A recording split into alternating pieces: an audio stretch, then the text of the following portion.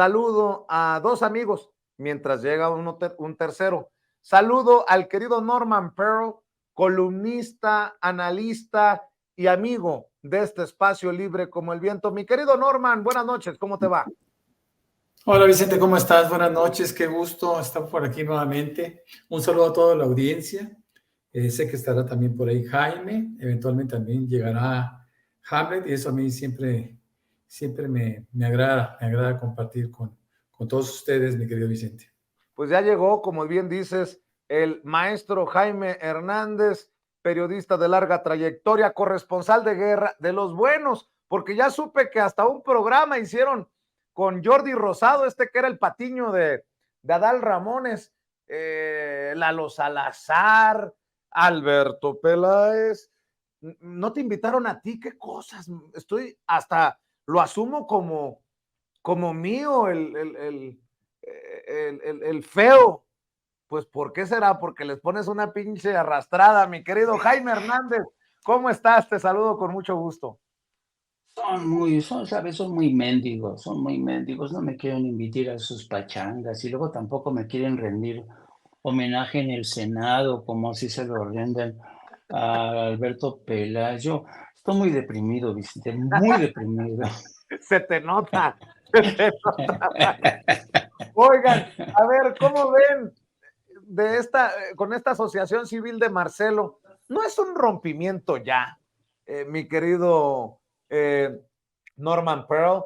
El hecho de que algunos andamos ocupados, preocupados en cómo es que se va a avanzar para llegar sólidos, fuertes al 2024, acá le apuestan a una asociación civil, pues no sé si con la intención de debilitar el movimiento de la 4T, porque no me puedes decir que esto es la 4T, lo que se está moviendo. ¿Cómo ves tú, Norman?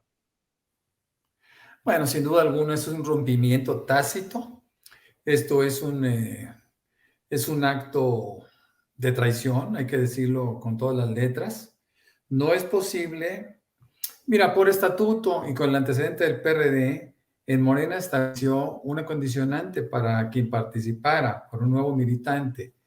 No podían crear ni facciones, ni tribus, ni nada, ¿no?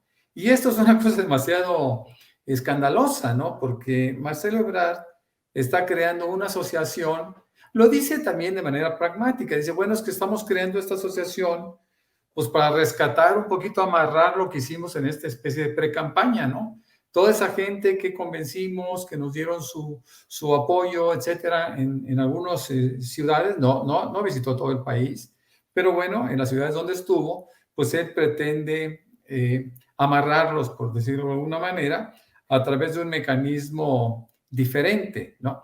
Ahora, no se puede hablar de un movimiento en otro movimiento, ¿no? Morena es un movimiento, Morena tiene un proyecto de nación y ahora dice él, dice Marcelo Ebrard, que en su libro, En el Camino de México, está inserto, contiene el proyecto de nación que ellos querrían. De tal manera que ya están contrastando dos proyectos de nación a través de un solo partido, lo cual es imposible, ¿no?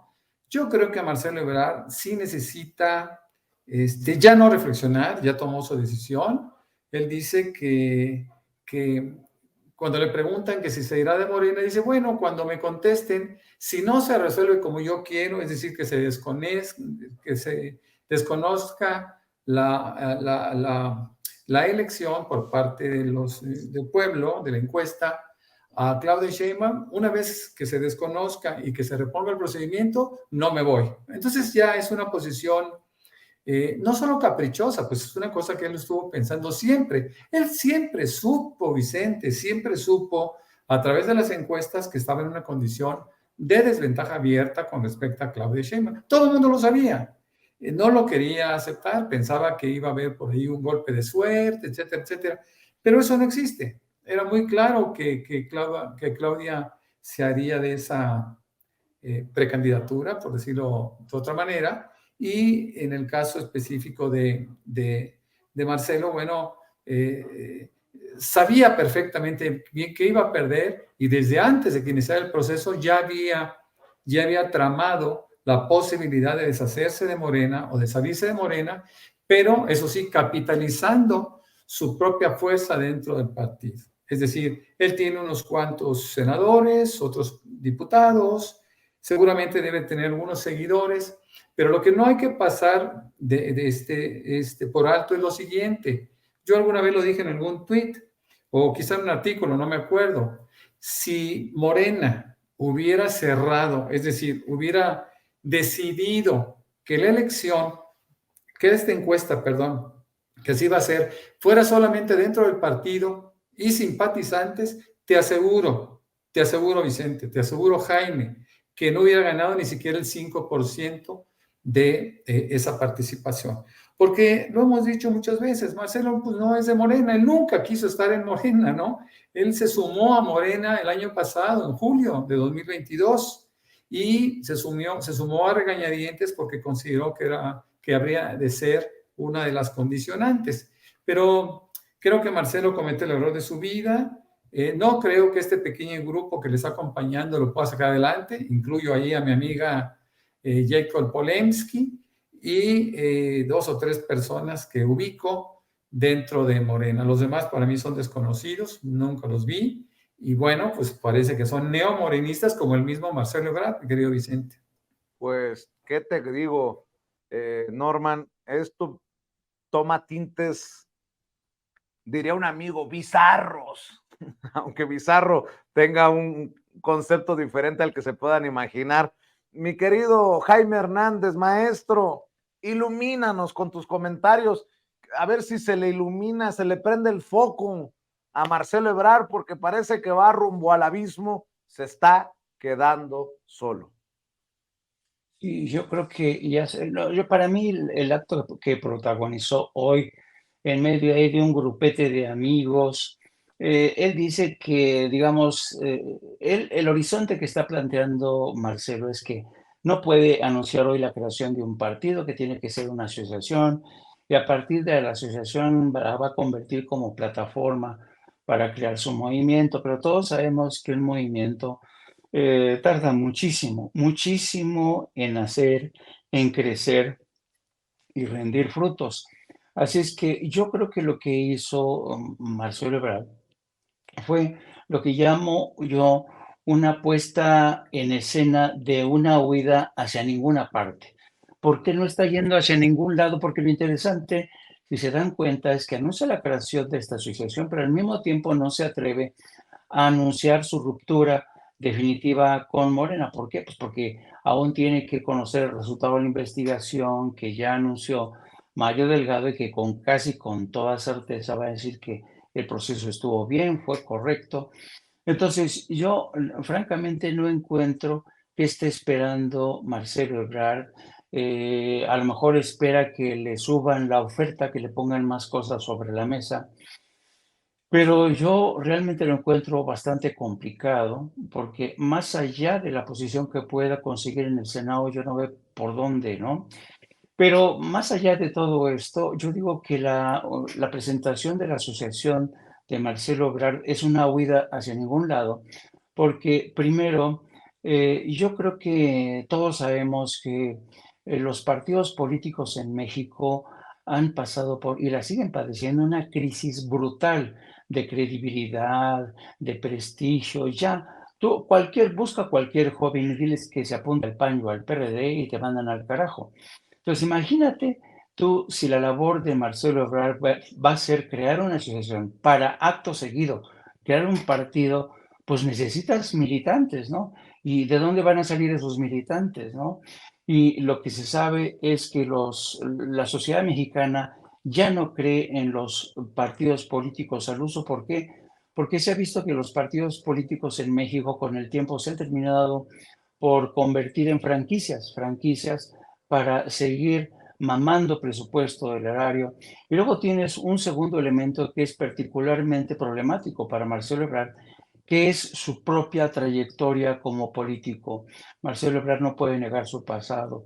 Marcelo Ebrard no puede renegar de su perfil como un político que primero renegó de un acuerdo que firmó con Morena. Es un político marrullero que no ha aceptado su derrota en medio de una contienda legal por donde se mire.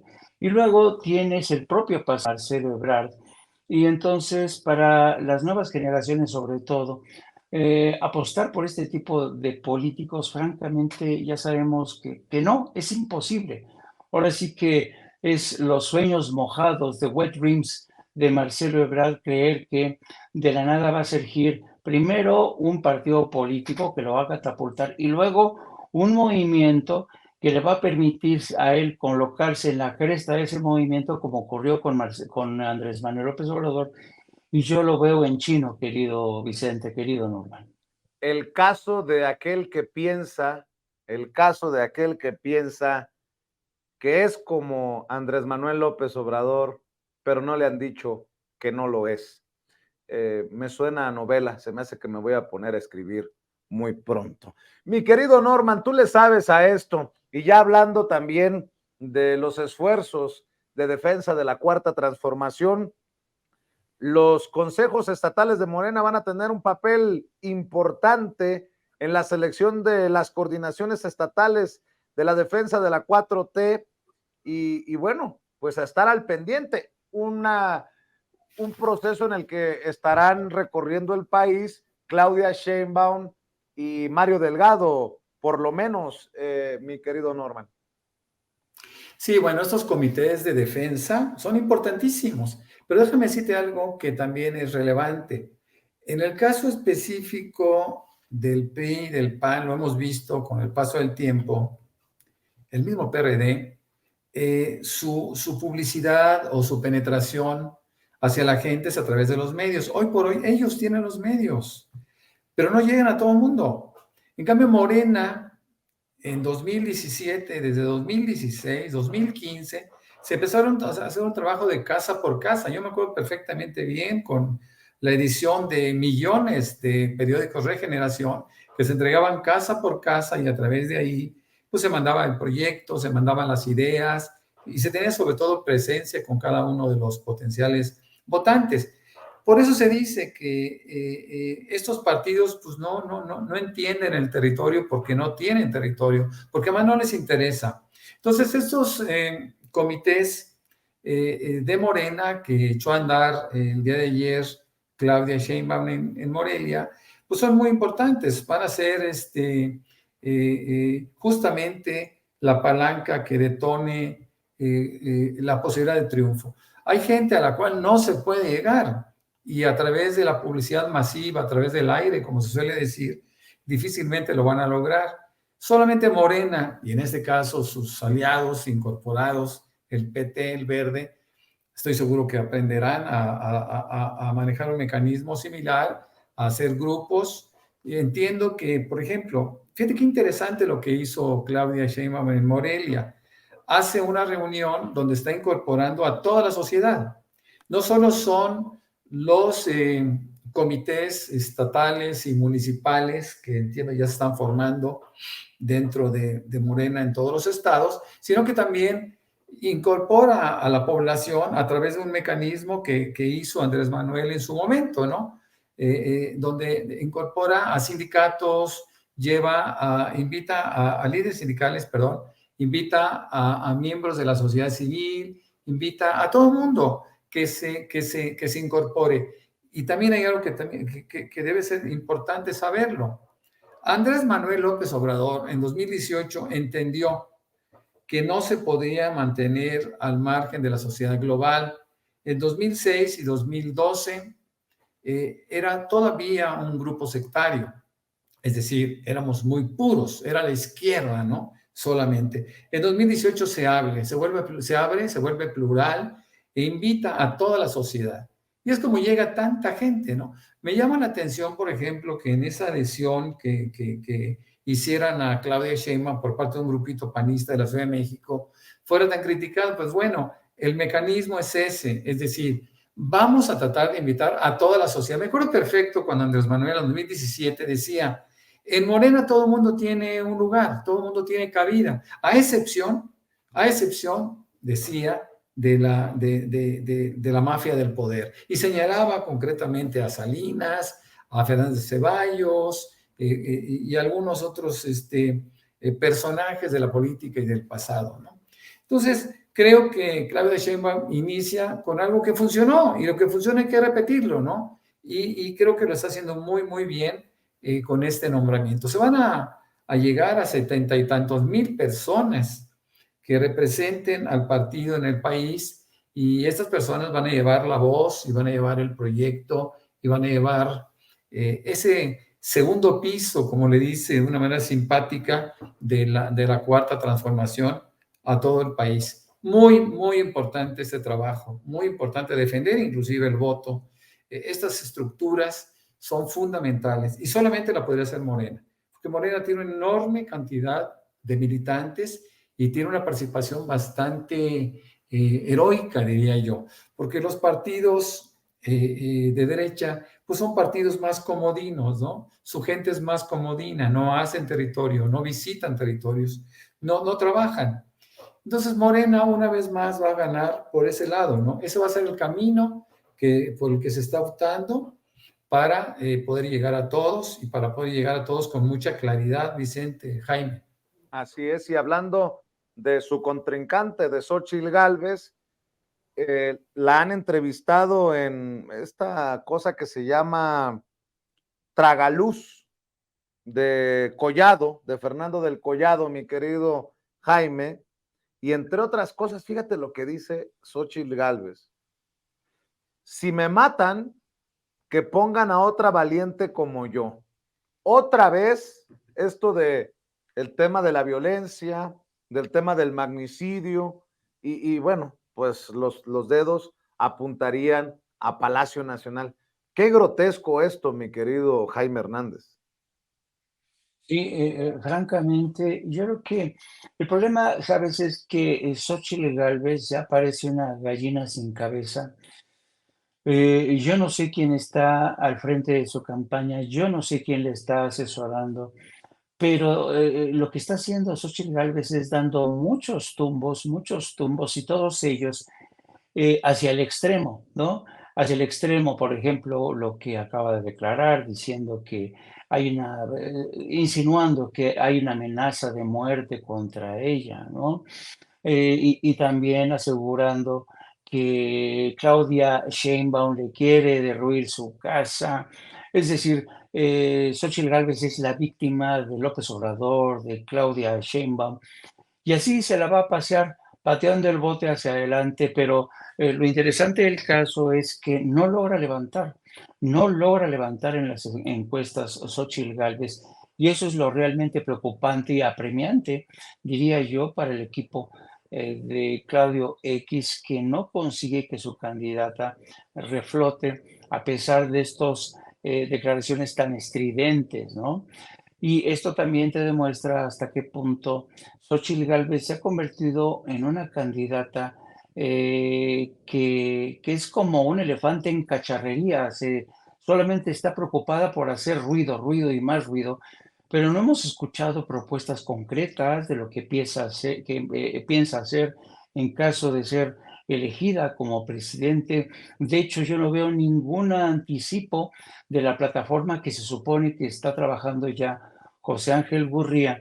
Entonces, ves todos estos pronunciamientos muy al estilo de los que escuchamos todos los días en voz de Marquititito Cortés, Alito Moreno, o Sandra Cuevas, o Chucho Zambrano, todos estridentes, todos, sabes, apuntando en todas direcciones para decir casi, casi que que ellos tienen enemigos por todas partes de este gobierno, que es un régimen intolerante y autoritario.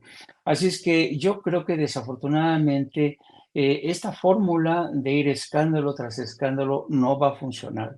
No va a funcionar porque la gente ya la va a venir en cada declaración. La gente necesita saber qué tipo de propuestas lleva bajo el brazo esta mujer, porque hasta ahorita, francamente, son pura, sabes, es puro fuego de artificio, querido Vicente y querido Norman.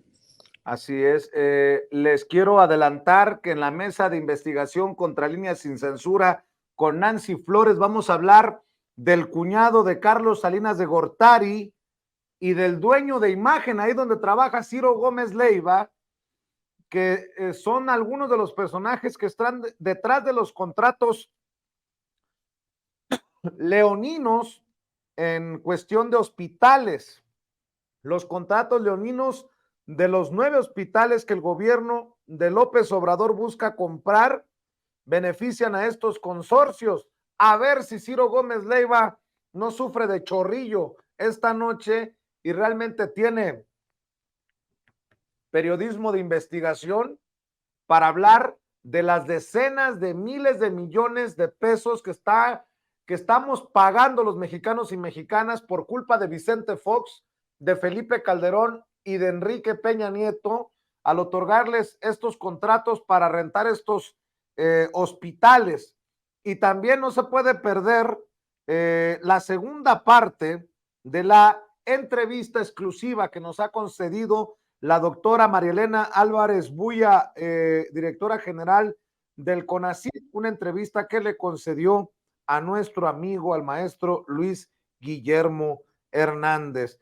Bueno, déjenme preguntarles sobre el tema de Ovidio Guzmán, el hijo del Chapo Guzmán, un tema obviamente delicado, pero creo que es importante abordarlo.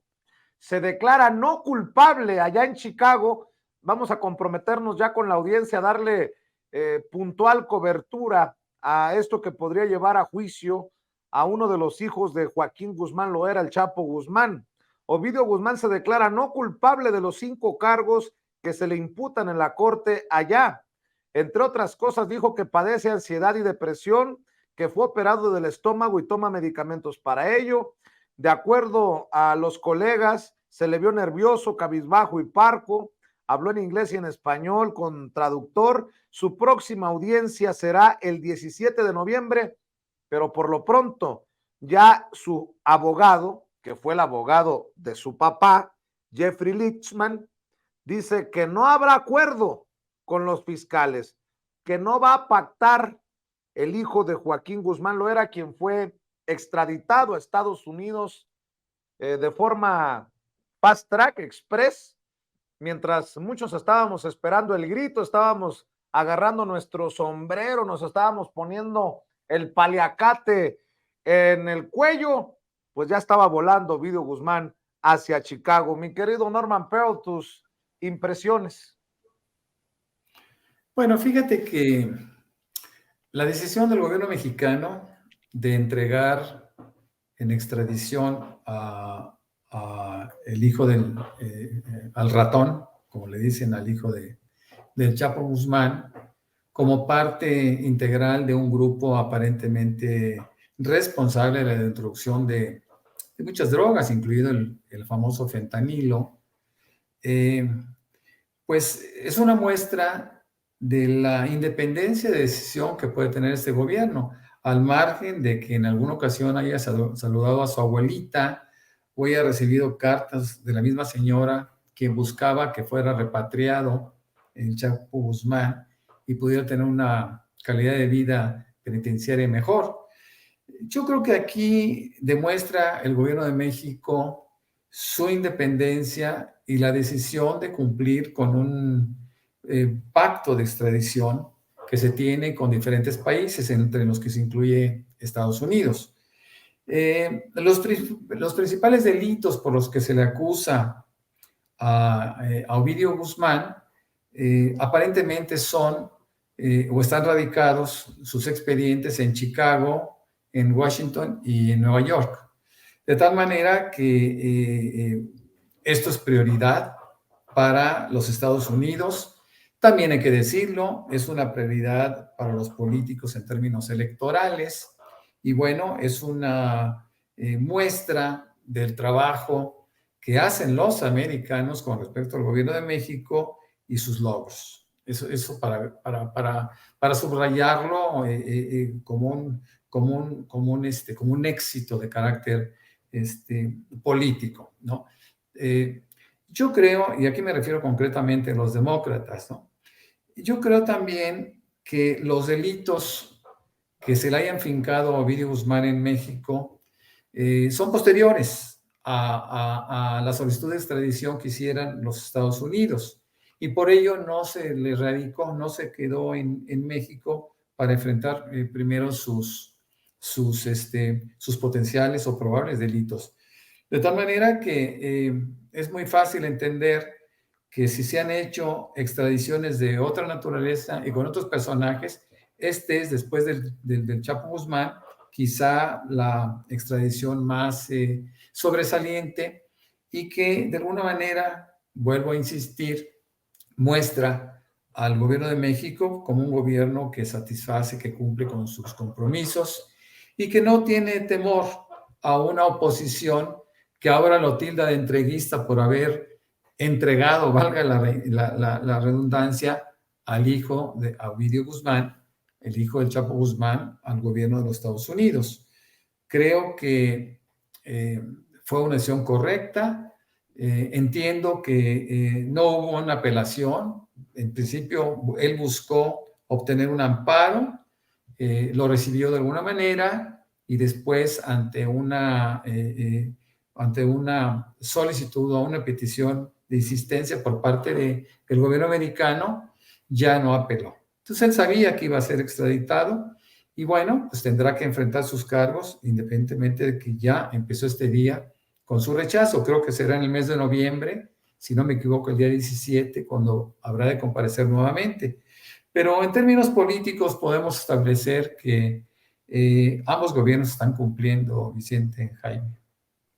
Jaime, también hay que decir que el presidente en la mañanera dijo que no se le puso obstáculo alguno a la extradición para que no se tome como tema de campaña en el proceso electoral rumbo a la definición de la reelección de Joe Biden o el regreso de Donald Trump a la presidencia de Estados Unidos. ¿Cómo ves este caso?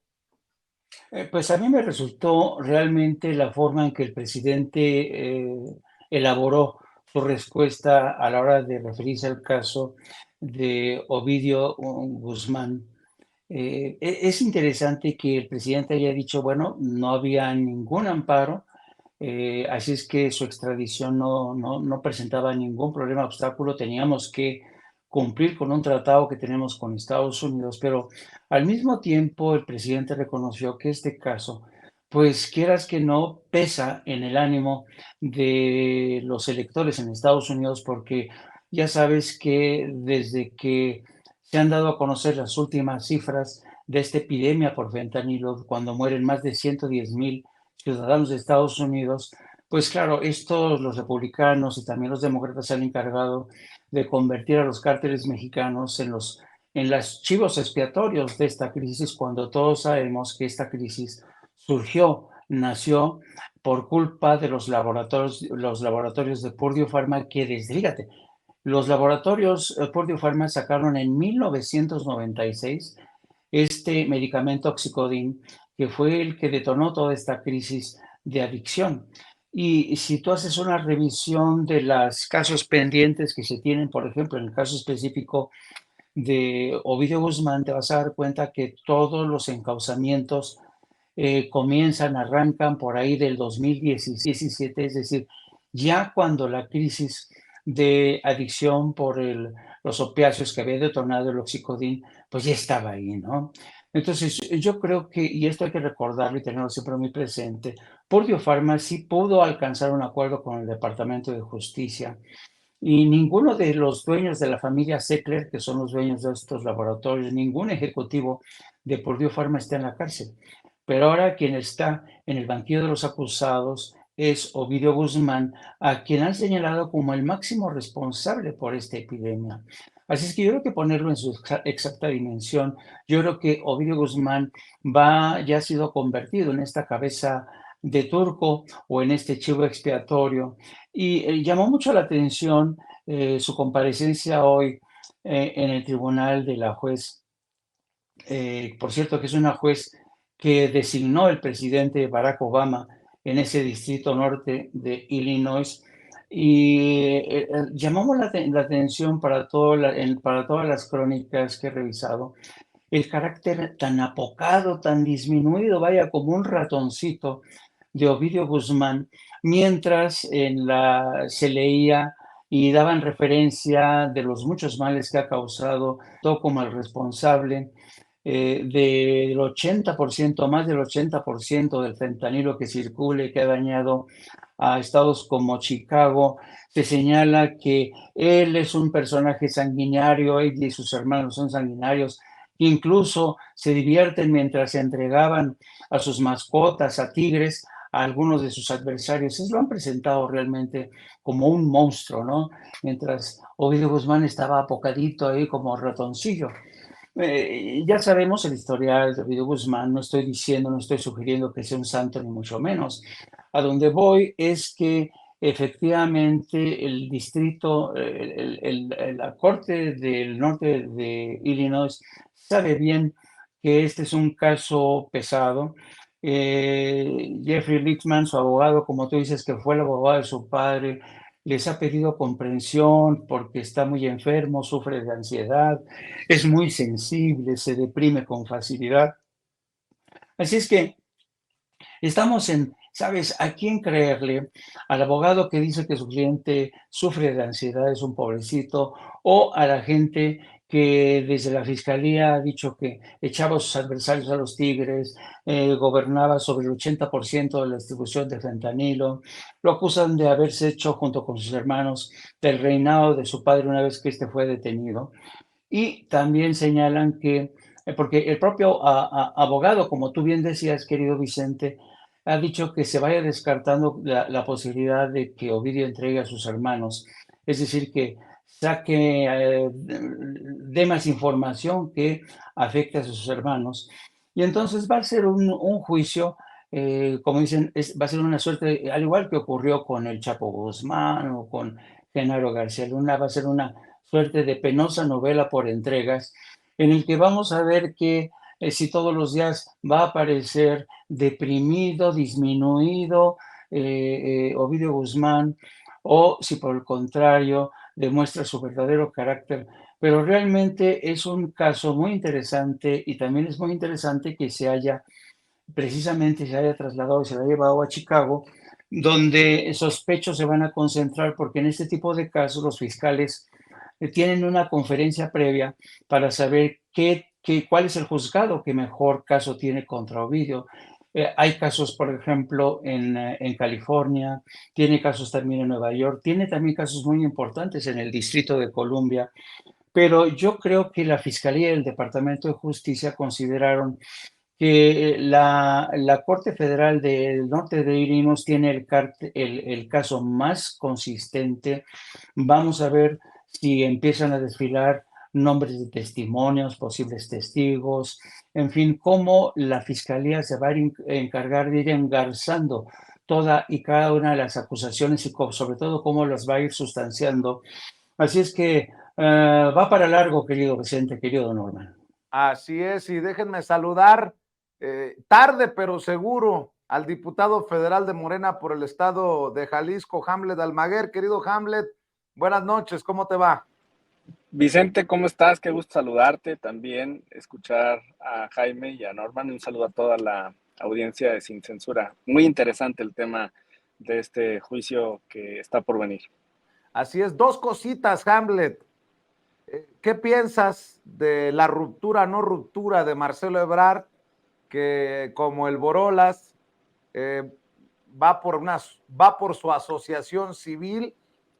Y bueno, este tema de los trenes que se ha convertido también en un tema central, muy cercano al corazón del presidente Andrés Manuel López Obrador. Hace unos minutos ha subido un video y habla de que en un año quedarán concluidos 2,700 kilómetros de vías férreas y en un futuro no muy lejano, dice el presidente, regresarán los trenes de pasajeros a todo el país.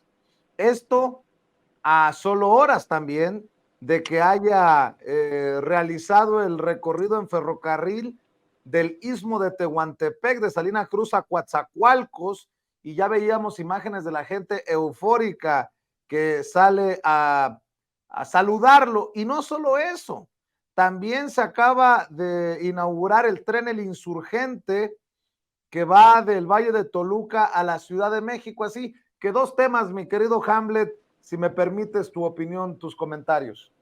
Claro, Vicente. Bueno, sobre la infraestructura que está desarrollando el presidente López Obrador, ese es un legado por generaciones, ¿eh?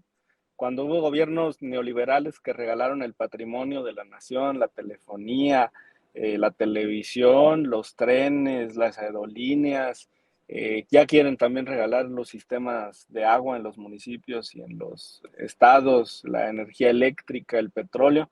Bueno, pues el presidente de la República está demostrando que se puede construir infraestructura para el país, que existe la demanda suficiente, que existe la capacidad técnica, que tenemos los ingenieros, que tenemos la mano de obra, que tenemos el talento para poder desarrollar estos proyectos de primer mundo, que solamente desarrollan potencias a nivel mundial. Entonces, qué bueno que se esté desarrollando este proyecto tan ambicioso. Ojalá que pronto también tengamos un tren de Guadalajara a Ciudad de México. Cuando yo nací, ese tren existía de pasajeros, ya se dejó de usar desde hace mucho, pero ojalá que podamos recuperar ese proyecto tan importante y a otras entidades también del país.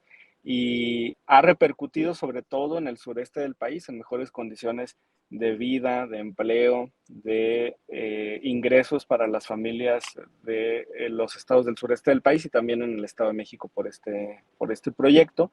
Sé que existen también planes para muy pronto conectar la línea que llega a Observatorio con la que está en Buenavista. Hoy se puede ir a través de Metrobús pasando por la Glorieta Insurgentes, pero que se puedan conectar ya el tren México-Toluca con el tren que va hacia el AIFA y el Estado de México. Ese también está por terminarse, lo veremos en 2024. En el presupuesto de egresos de la Federación están proyectados recursos suficientes para poder culminar todos estos proyectos de infraestructura en menos de 3 meses. El 1 de diciembre será la inauguración del Aeropuerto Internacional de Tulum. Ya se están vendiendo boletos de las principales aerolíneas. Entonces, bueno, se está transformando la nación. Sobre el otro tema que me preguntas, pues mira, en este momento no puede conformar partido político, esa ventana se abre hasta el 2025. No puede conformar otro tipo de agrupaciones para las finalidades que tiene. Entonces, pues simplemente fundaron una asociación civil que pues no puede postular candidatos, no tiene derecho a financiamiento, no puede siglar, digamos, a las aspiraciones ni presidenciales, ni de gubernaturas, ni de diputaciones, ni de alcaldías. Una asociación civil no tiene esa facultad y esa capacidad. Entonces, bueno, están realizando ahí ese ejercicio. Mientras tanto, la Comisión de Honestidad está analizando la demanda que presentó. Conozco el talento y la capacidad de los integrantes de la Comisión de Honestidad. Son personas que conocen a la perfección la materia electoral.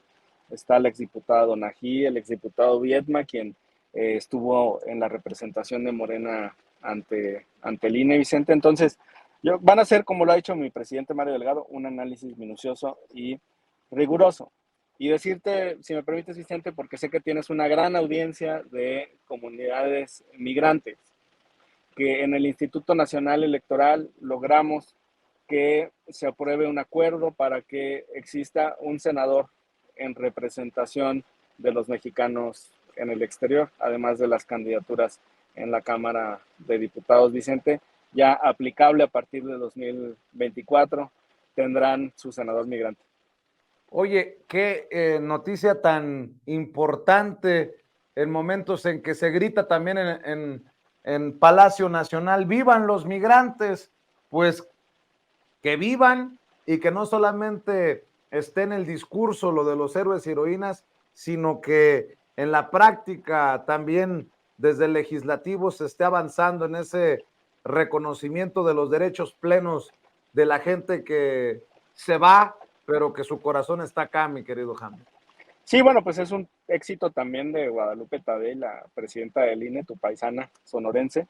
En este momento nosotros no podemos emitir leyes en materia electoral que sean aplicables al proceso del 24, pero sí participamos en las mesas de diálogo, de trabajo con el Instituto Nacional Electoral. Vamos a tener 50 candidaturas para pueblos originarios, Vicente, 30 de mayoría relativa y 20 de representación proporcional. Además, esos integrantes de los pueblos originarios, auténticos indígenas, no como otras personas que se hacen pasar, eh, van a ser postulados en los primeros 10 lugares de la lista. En el lugar del 1 al 3, un indígena. En el lugar del 3 al 6, otro indígena. Y en el lugar del 7 al 10, un tercero. Entonces, esto ya va a permitir que en las listas de Morena, por ejemplo, donde siempre nos va muy bien y tenemos más de 10 diputados pluris por circunscripción, pudieran ingresar hasta 15 integrantes de pueblos originarios en esa primera ronda, Vicente. Pues así rápido y furioso el querido Hamlet Almaguer para su participación. Sé que estás en tránsito, Hamlet, y yo te agradezco que hayas llegado a esta cita con la audiencia de Sin Censura. Diputado, cerremos invitando a la audiencia a tus redes sociales. Me encuentran en Twitter, Hamlet-Almaguer, todas las demás redes sociales, Hamlet Almaguer, y que vivan los pueblos originarios y las comunidades migrantes. Saludos a Jaime y también a Norman. Muy buena noche. Claro que sí, te mandamos un abrazo, diputado. Mi querido Jaime, también cerremos invitando a la audiencia de Sin Censura a tus esfuerzos independientes, a tus trincheras, maestro. Gracias, querido Vicente. Sí, como siempre te agradezco tu generosidad. Me pueden seguir en mis redes sociales en @JaimeJorno, que es mi cuenta de Twitter, a través también de mi programa No Apto para Cínicos. Transmitimos todos los días, de lunes a viernes a partir de las 14 horas. Y te pido de favor, Vicente, por favor, ya no le eches sal en esa herida, recordándome que no me invitaron a su pachanga como corresponsales de guerra para festejarme junto con Alberto Peláez ni con Eduardo Salazar. Vas a ver, vas a ver. Es que les dio miedo que les recordaras cuando le voló el pelito a Carlos Loret con el cañonazo. Mi querido Jaime, tú sabes que todo mi respeto, mi admiración y mi cariño. Mi querido Norman Pearl, también cerremos invitando a la audiencia para que te siga, para que te lea, maestro. Claro que sí, con mucho gusto. A mí me encuentran como Norman F. Pearl en Twitter o X, también en Facebook. Y me pueden leer en varios portales, como es La Lupa MX, Reporteros MX y Reporte 32 MX. Da mucho gusto participar siempre con mi amigo Hamlet, con mi nuevo amigo Jaime Hernández y contigo, mi querido Vicente. Muchas gracias a la audiencia por escucharnos y por participar de alguna manera con nosotros. Claro que sí. Norman, Jaime, Hamlet, muchas gracias y nos vemos en la próxima mesa. Buenas noches.